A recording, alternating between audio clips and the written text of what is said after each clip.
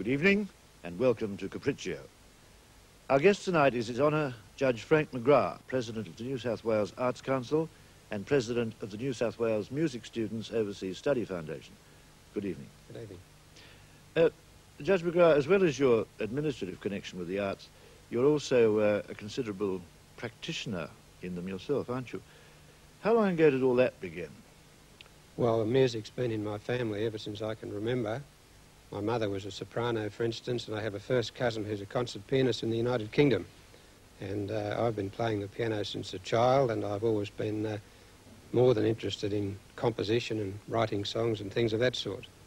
I remember many years ago when you and I were close neighbours, you were starting then to become involved with a group that was proposing to put on a sort of an operetta, right? That's true, yes. Well, that was down at the old stage club in Forbes Street. At that time, my wife and I were invited to join a group of writers and composers who were putting together an Australian musical under the title of Surf Club. The idea was conceived by a ballet dancer named Lisbeth von Sturmer, and after 3 or 4 months' work, well, each of us contributing a number of songs and dances and things of that sort, we put on a concert version at the old stage club. And it was a most enjoyable and productive 3 or 4 months' time, I can assure you. You've mentioned the early influences of your family on your own musical development, and it's clear that that family tradition of music is carried on into your own family, who seem to be one mass of musical talents.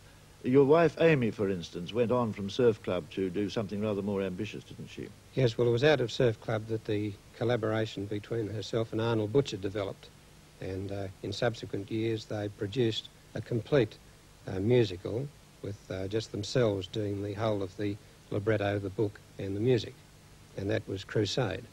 And that's based on the famous children's crusade of the 13th century? Yes, it's a parable really on the modern day peace marches where the youth are constantly being annoyed at the oldies for the lack of speed in development, and they want to do things very fast. Getting annoyed by the oldies in turn? Yes, precisely. And tell us a little bit about Crusade, the musical, I mean. Well, the musical is a parable, as I say. It starts with the story of the Crusade, with Stephen rousing the children to... Stephen's the leader. He's the leader. Rousing the children of the world to right things and go on a crusade to the Holy Land. He first approaches the people in authority to try and get the crusade started with the blessing of the king and the religious leaders. They refuse this blessing and he goes it alone.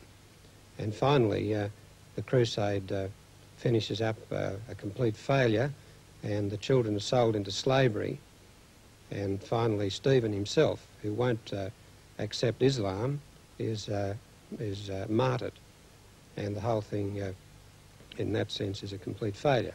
But the idea of the musical, particularly through the final song, Like a Comet, is to indicate that out of this failure, the constant striving of youth from generation to generation to do this sort of thing, to do their own thing, to learn again, if you like, the lessons of the past, which appear to be only that no matter how hard they strive, the main thing that life has to offer is not a total solution, but a compromise.